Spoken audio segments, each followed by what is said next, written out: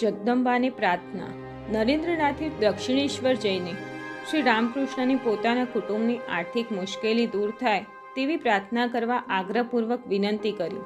શ્રી રામકૃષ્ણ બોલ્યા, ભાઈ, મારાથી તો એવી માંગણી ન થાય. તું પોતે જ જઈને માને પ્રાર્થના કરને. તું માને માનતો નથી, તેથી જ આ બધી ઉપાધિ ઊભી થઈ છે.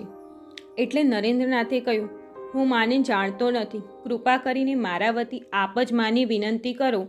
શ્રી રામકૃષ્ણ કરુણાપૂર્ણ સ્વરે બોલ્યા, ઠીક, ત્યારે આજે મંગળવાર છે. આજે રાતે કાલી મંદિરમાં જજે, માને સાષ્ટાંગ પ્રણામ કરજે અને ઈષ્ટ વરદાન માગજે. એ તો સર્વજ્ઞ છે. એમણે સંકલ્પ માત્રથી આ સૃષ્ટિનું સર્જન કર્યું છે. ગમે તેવું વરદાન આપવું એ એમના હાથની વાત છે. આટલી પ્રેરણા મળતા જ નરેન્દ્રનાથને આનંદ થયો. એ પ્રેરણાદાયી પ્રસંગની આગળની વાત આપણે તેમના પોતાના જ શબ્દોમાં વાંચીએ. શ્રી રામકૃષ્ણ દેવનો એક એક શબ્દ મેં સાચો માન્યો. રાત પડવાની હું રાહ જોઈ રહ્યો. લગભગ 9 વાગ્યે ગુરુદેવે મને મંદિરમાં જવાની આજ્ઞા કરી. હું અંદર ગયો. મારા પગ સ્થિર ન રહ્યા. સાક્ષાત જગદંબાના દર્શન કરવાની અને એમની વાણી સાંભળવાની આશાના આનંદથી મારું હૈયું પુલકિત બન્યું. મારામાં એક વિચાર રમી રહ્યો. મંદિરમાં પ્રવેશ કરીને મૂર્તિ ઉપર દ્રષ્ટિ પડતા જ મને અનુભવ થયો કે દિવ્ય પ્રેમ અને સૌંદર્યના શાશ્વત ધામરૂપ જગદંબા હાજરા હાજર છે. ભક્તિ અને પ્રેમના ઉછળતા મોજામાં હું મગ્ન બન્યો. આનંદમાં આવી જઈને મેં માને દંડવત પ્રણામ કર્યા અને પ્રાર્થના કરી, માં, મને વિવેક આપ, મને વૈરાગ્ય આપ, જ્ઞાન અને ભક્તિ આપ. મને તારા સતત દર્શન થાય તેવું વરદાન આપ. મારા ચિત્તમાં પરમ શાંતિ થઈ. સંસારનું વિસ્મરણ થયું. માનો પુનિત પ્રકાશ મારા સમસ્ત હૃદયમાં વ્યાપી રહ્યો. જેવો હું પાછો ફર્યો કે તરત જ શ્રી રામકૃષ્ણએ મને પૂછ્યું, કુટુંબની આર્થિક મુશ્કેલી ટાળવા માને પ્રાર્થના કરી કે? આ પ્રશ્નથી હું ચમક્યો અને બોલ્યો, ના મહારાજ, એ બધું તો હું ભૂલી ગયો, પરંતુ હવે કોઈ ઉપાય છે? એમણે જવાબ આપ્યો, ફરીથી જા અને તારે જે જોઈએ તેની એને વાત કર. હું ફરીથી મંદિરમાં ગયો. માને જોતાં જ મને સર્વ સાંસારિક બાબતની વિસ્મૃતિ થઈ. મેં તેમને વારંવાર પ્રણામ કર્યા અને કેવળ પ્રેમ અને ભક્તિની જ માંગણી કરી.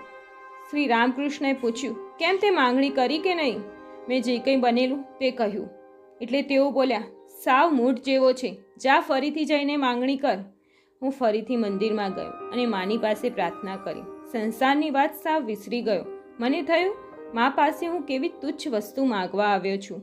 આ તો કોઈ મહારાજા પાસે શાકભાજીની માંગણી કરવા જેવું છે.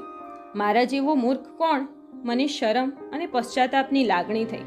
મેં ભારપૂર્વક માને પ્રણામ કર્યા અને કહ્યું, માં, હું જ્ઞાન અને ભક્તિ સિવાય બીજું કશું માંગતો નથી. મંદિરમાંથી હું બહાર આવ્યો. મારા મનમાં ખાતરી થઈ કે આમ બનવાનું કારણ શ્રી રામકૃષ્ણ પોતે જ છે. તેમની ઈચ્છાથી જ આમ થાય છે. એમ ન હોય તો 3 વાર મા પાસે મારી મુશ્કેલીની વાત કરવા જાઉં છતાં જીભ કેમ ના ઉપડે? આમ વિચારી હું શ્રી રામકૃષ્ણ પાસે ગયો અને બોલ્યો, મારા કુટુંબ માટે આપ પોતે જ એવા આશીર્વાદ આપો કે તેમની કદી આર્થિક મૂંઝવણ ના રહે.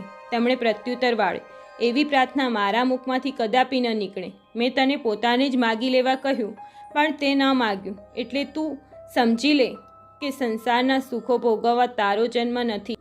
આમ તેમણે કહ્યું તો પણ મેં તો આગ્રહ ચાલુ જ રાખ્યો.